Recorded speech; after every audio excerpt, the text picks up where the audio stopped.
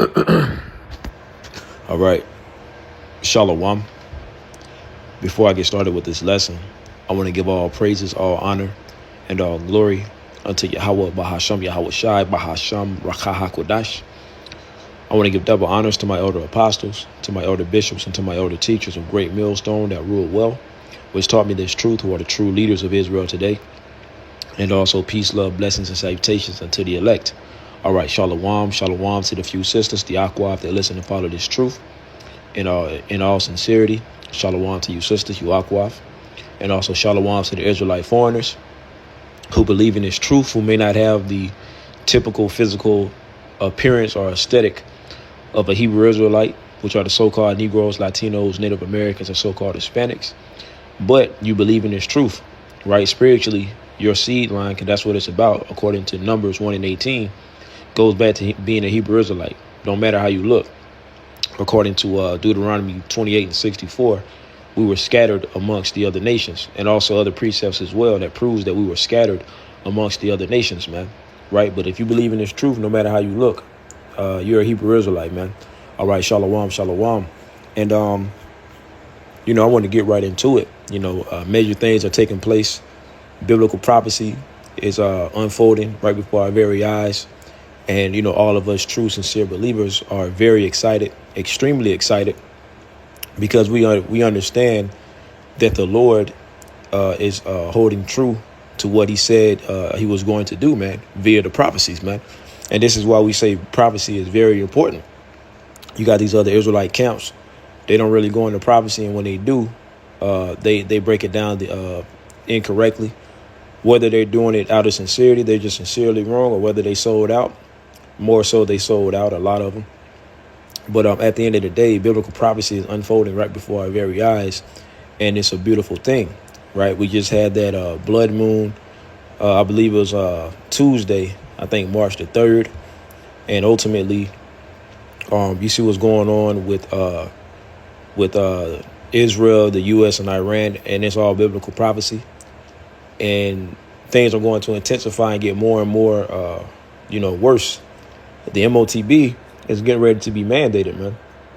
Okay, because ultimately, with you're seeing the gas prices and everything go up, and usually that happens during the time of war, but things are different, man. Because ultimately, what's going on with Iran, and what's going on with the Strait of Hormuz. Iran, they ultimately can, cut off the Strait of Hormuz, and that's going to send pretty much the world into turmoil, as far as, you have certain countries that depend on the Strait of Hormuz for, certain natural resources, especially oil. We already understand how the U.S. is when it comes to oil, but ultimately the U.S. is doing the bidding of Israel. Okay, as the scriptures say, the least of the flock shall draw them out. Let me see if I can grab that real quick. And like I said, very exciting times that we're in. Jeremiah chapter 49 and verse 20. Therefore, hear the counsel of the Lord YAHAWAH that he hath against Edom. Okay, the Lord hates you Edomites, man. You so-called white people. All right, now we understand that everybody that has the appearance of a so-called white person doesn't mean that they're an Edomite. Really, it's about the Edomites. But a key indicator of who the Edomites are is their lack of pigmentation. Ultimately, with their blood showing forth through their skin, going back to ultimately the curse of Cain, right? And when Esau was born, he came out what? Red. That's why Edom in the ancient Paleo-Hebrew means Adawam, which means red. Okay, or wasted away. Esau, wasted away is he, right? And the Lord hates you Edomites, man. He hates all of you heathen, but especially you Edomites, man. Okay, and the Lord is, and ultimately what's going on is the Lord is getting ready to physically take these devils out of power. All right, and the main ones that are benefiting from the blessings, right? When you go to Genesis, the 27th chapter, when it goes into the blessing that Isaac gave unto Esau, they're living that out right now. The fatness of the earth, the dew of heaven, using the sword, the sword being a part of his blessing, right? But ultimately, the Heavenly Father is getting ready to send YAHAWASHI back to take this devil down physically, and that's going to be the end of his blessing. Okay, and these devils are trying to prolong their blessing. They're trying to ultimately force or forge their birthright. They're trying to get their birthright back by way of force, deception, so on and so forth, and it's not going to work. Okay, so let me continue reading. Therefore, hear the counsel of the Lord Yahweh, that he hath taken against Edom and his purposes, that he hath proposed against the inhabitants of Teman. Right, Teman, we believe to be the Germans. Okay, surely the least of the flock shall draw them out. Surely he shall make their habitation. Surely he shall make their habitations desolate with them. Okay, now ultimately, the small hats, the tiny tops over there in the land of Israel, okay, they're the ones that are dragging Babylon into this third world war, and it's all biblical prophecy, right? You have it's that I was seeing an article about ultimately how they're saying that this third world war is ultimately going to be it's going to bring back the return of so-called Jesus, which we know his real name is YAHAWASHI, right? This war of Armageddon, and it's all biblical prophecy, because see, these tiny tops, they ultimately believe that if they can get the whole world to hate them, that can bring YAHAWASHI back, which they so-called Jesus. They don't, because look, they don't know YAHAWASHI. Okay, they call him Hashem or whatever, right? But they're basically saying that so-called Jesus can come back and save them, but when YAHAWASHI returns, he's coming back to destroy them, man. Okay, so ultimately the Lord is lining them up for the ultimate takedown, so to speak, man. And guess what? Because these tiny tops, these devils, they believe in Satan. But guess what? The Lord has Satan in on it, man, because Satan works for the Most High. You can read about that in Job, the 1st chapter, right? And ultimately, Satan is a double agent for YAHAWASHI. He's helping in setting up these small hats and these Edomites, man. Okay, so it's a beautiful thing. Now we understand that they're going to bring the persecution and they're going to blame us, the true believers, right? Because it's all biblical prophecy. But guess what? We're that much closer to YAHAWASHI returning, man. We understand, what we have to go through and so on and so forth. All right. Some of us have to be martyrs and everything like that. But guess what? We're that much closer to the return of YAHAWASHI and being delivered. Lord willing, I'll be amongst the elect, man. Okay. So this is why brothers is in great spirits, man. Let me bring this out. Matthew 24:37, because look, the prophets are out here. The prophets have been out here bringing this word out, beginning with our elder apostles, bishops and teachers on down. This word has been going out, man. Okay, especially since 2007, when the apostles and the elders went up on YouTube, and this word has been going out heavily ever since. So, hey, we keep telling y'all that we're not going to be out here forever, man. That famine of hearing the word is fastly approaching.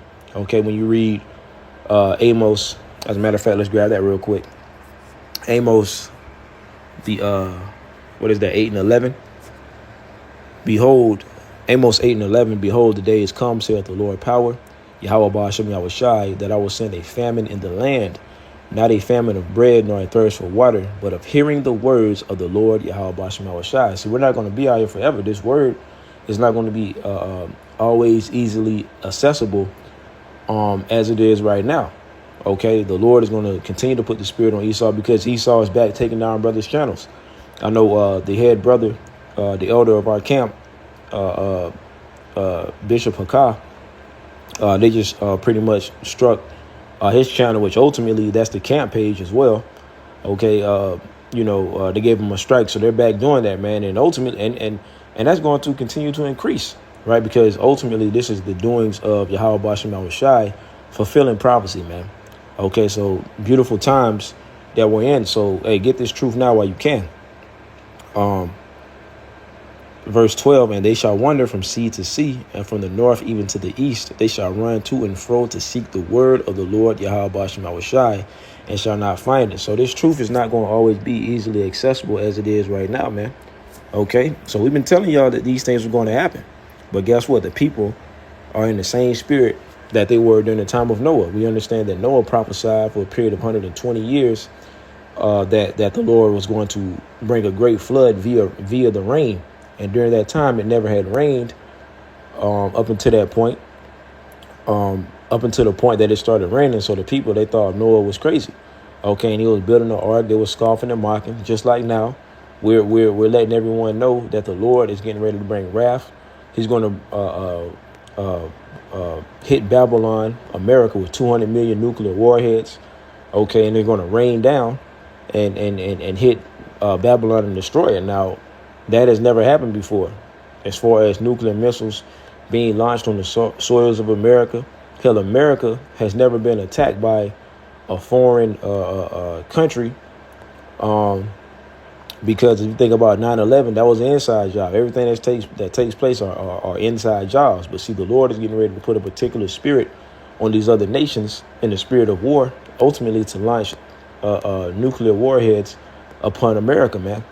And also the chariots going to shoot out lasers, concentrated energy, concentrated fire, lasers.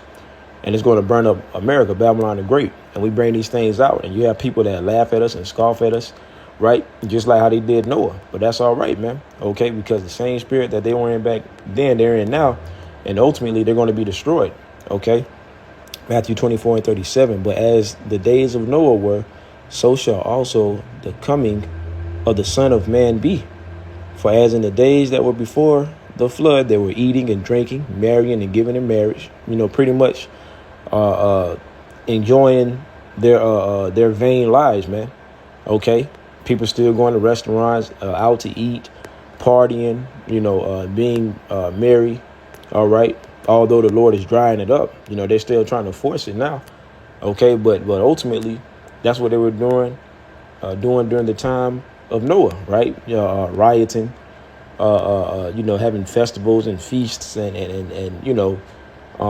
going to buying, trading, selling, whatever. Hey, look, the same thing goes on. It's just in different time periods, man. Okay, so it's no different. And ultimately, the Lord is lining their asses up, man. Okay, it says until the day that Noah entered into the ark. So guess what?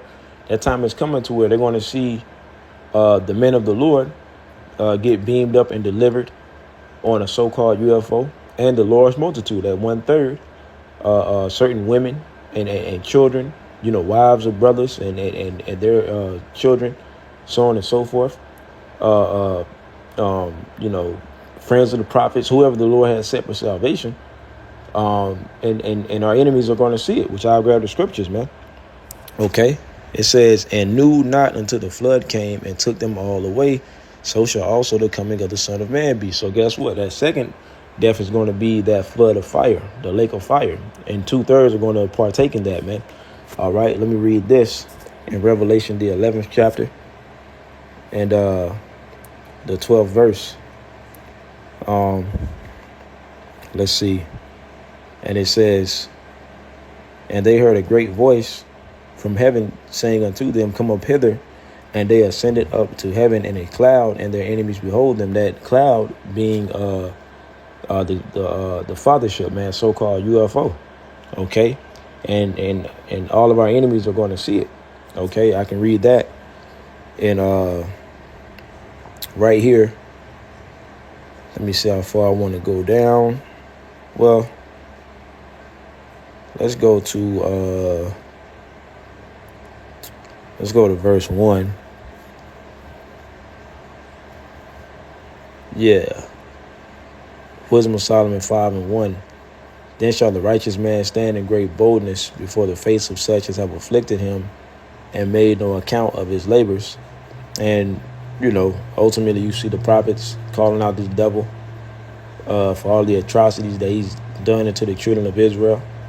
And ultimately boldness means what? Confidence, man. Okay, so we go out there in the faith, and confidence ultimately means faith. So we go out there in the faith and confidence that we have in YAHAWAH, BAHASHAM, YAHAWASHI. Okay, and we call this devil out. Here it is while we're, behind enemy lines, and we're calling this devil out. and letting them know that he's getting ready to go head first into slavery, man. No matter the so-called consequences, if you want to call it that this devil is going to have against us, we don't care, man. We understand he's going to come with that great wrath, pursuant to Revelation 2:10, as the Lord tells us not to be afraid. Let's grab that real quick. Right? We understand, man. See, these are the times. See, people, they'll say certain things like, man, y'all been bringing the same things out, and y'all always bring out these same scriptures. Well, it's even more relevant now, but it's always been relevant, man. Okay, especially in the times we're in now. See, we've been telling y'all, man, all these years that y'all been calling us crazy and so on and so forth. Now, look, man, now these things are unfolding right before your very eyes, man. Revelation 2:10. Fear none of those things which thou shalt suffer. Behold, the devil, Esau, the Edomite, beginning with these elite banking families, shall cast some of you into prison. You know, they got these concentration camps, these internment centers, you know, these torture camps. I saw this one article. Well, I overheard someone speaking about how you have these ICE agents that are going around and buying up these certain warehouses or whatever in these remote areas. They're going to use them for concentration camps, man. They're going to haul people off, take them out of their homes. For the ones that refuse the MOTB, they're going to, you know, or whatever type of policies these devils, these unrighteous decrees that they're bringing into play. They're going to, you know, haul the people off, man. Any type of ideology that you have that's against their ideology, they're going to deem you as a threat. Right, and haul you off to these torture camps, man. Okay, see, hey, when the Lord speaks about Jacob's trouble and says this is going to be a time like no other, this is a part of it, man. This is what it's talking about. And then they have their AI technology. They got their robots, their drones, super soldiers. They have all type of methods of torture, which ultimately is the Lord that's doing that, because Esau is the sword of the Lord on the left-hand side. That's why he gave Esau the sword, man, because Esau is the Lord's sword. Okay, so that's why Esau was blessed with the sword, and he's going to use it, because ultimately that's how the Lord is going to bring judgment upon you non-believers, man, and you scoffers, man, you 2/3, and you sellouts, and you guys that fell out of the truth. Okay, the Lord hasn't forgot, man. You know, these guys that may have fell out years ago or whatever the case may be, if they're still alive, which a lot of them are, because the Lord is going to use them, is going to bring judgment upon them, man. Okay, that's one thing about this truth, man. Hey, blood in and blood out. It ain't no turning back when you come into this truth, man. Okay, so for the ones that got weak or whatever and went back into the world, the Lord ain't forgot about that. You may have forgotten about the Lord, but guess what? The Lord ain't forgot about y'all asses, man. Okay. It says, behold, the devil shall cast some of you into prison that you may be tried, and ye shall have tribulation 10 days. 10 days just meaning a particular period of time that the Lord has set for your spirit. Okay, for you to endure as a trial of your faith, as a test. Okay, it could be literally 10 days, 20 days, 2 days, whatever the Lord has set. Okay, now it says, be thou faithful unto death, and I will give thee a crown of life.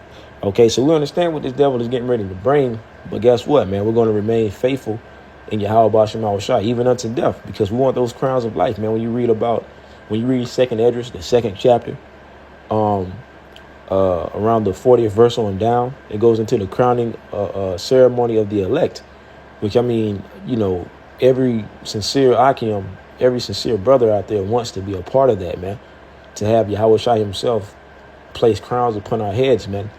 You know, hey, look, that's going to be the greatest feeling in our existence, man. You know, and it's going to be, you know, more great experiences, because look, man, we have forever, man. We got eternity. Speaking about, you know, us Israelites, man, and that's why these nations, especially Esau, envies us, man. You know, America, this ain't the end all be all, man. See, we're looking past America. We're looking past Babylon, and for the 2/3 that don't want to look past it, that's why the Lord is going to put them down, man, because they ultimately just in the way. And they'll be in their right minds in the kingdom, right? They're going to have their heads down for a particular period of time, but they'll be all right. They'll be, you know, every Israelite is going to be made perfect. Okay, but it's going to be levels to it, of course. All right. But ultimately, everything is playing out, man. This is the spirit of YAHAWASHI. The Lord is doing all of these things. That's the point that I'm trying to push home, man. You know, the Lord is doing exactly what he said he was going to do, man. So we're in beautiful times, right?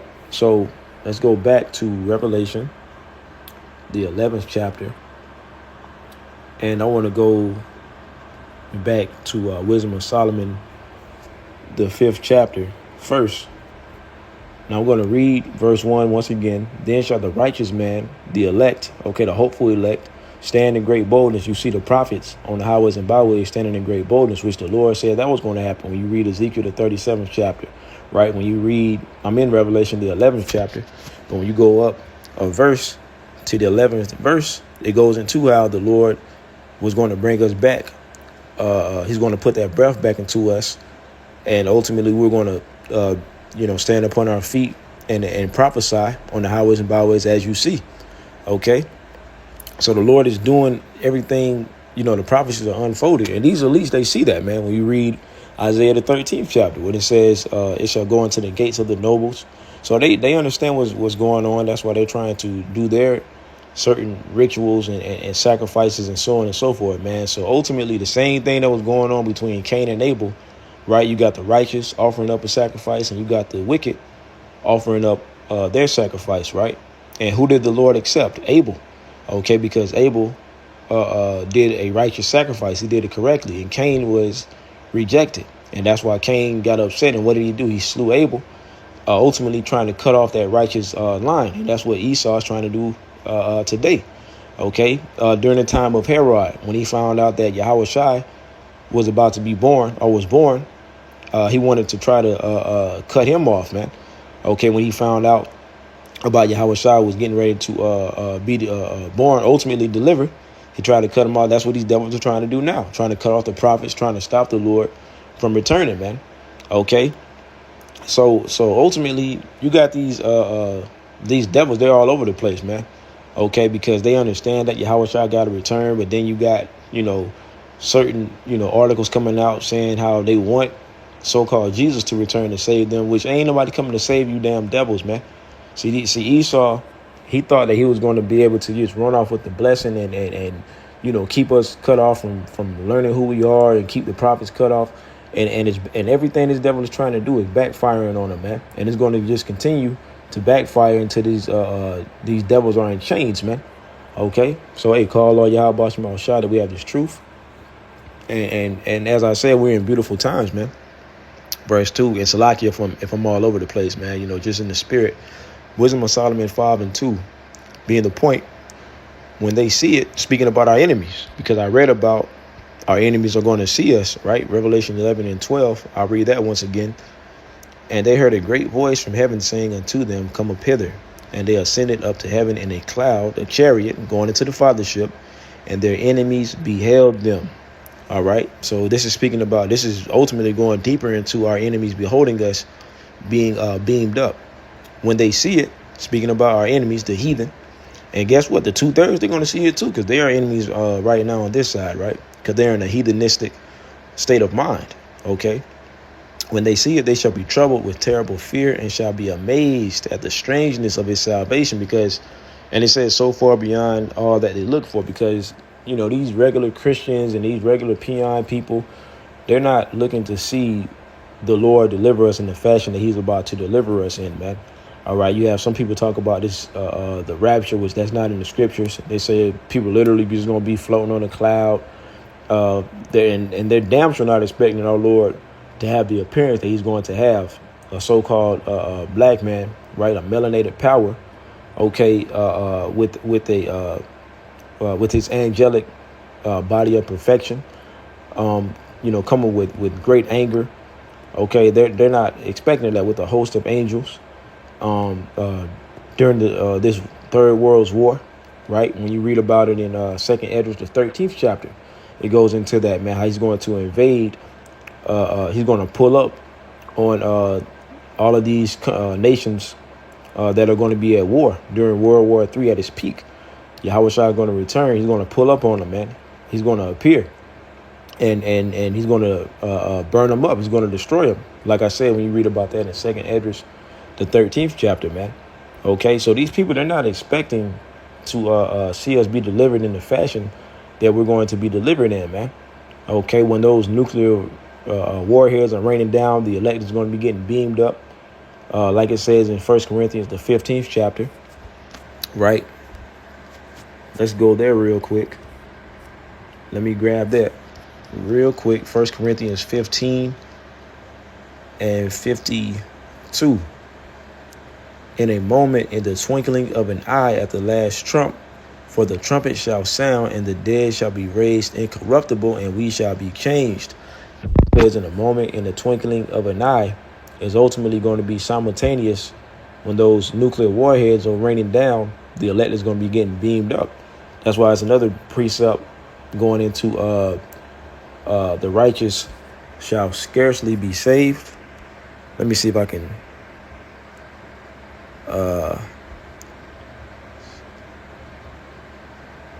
you got to spell it correctly.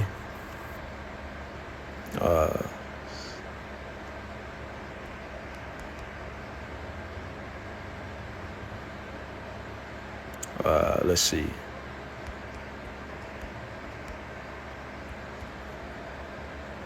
Let me see if I can find it, because it goes into how the righteous shall scarcely be saved, man. Because there's going to be ultimately it's going to come down to the elect. We're not going to know if we are the elect until that moment that we're getting beamed up, man. All right, let me see if I can find it. Bear with me.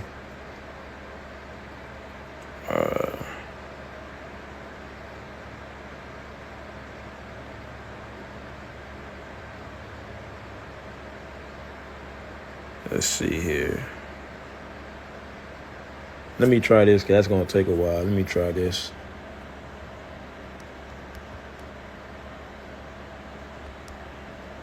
Let's try this here. Right. 1 Peter 4 and 18. Let me see if I want to start.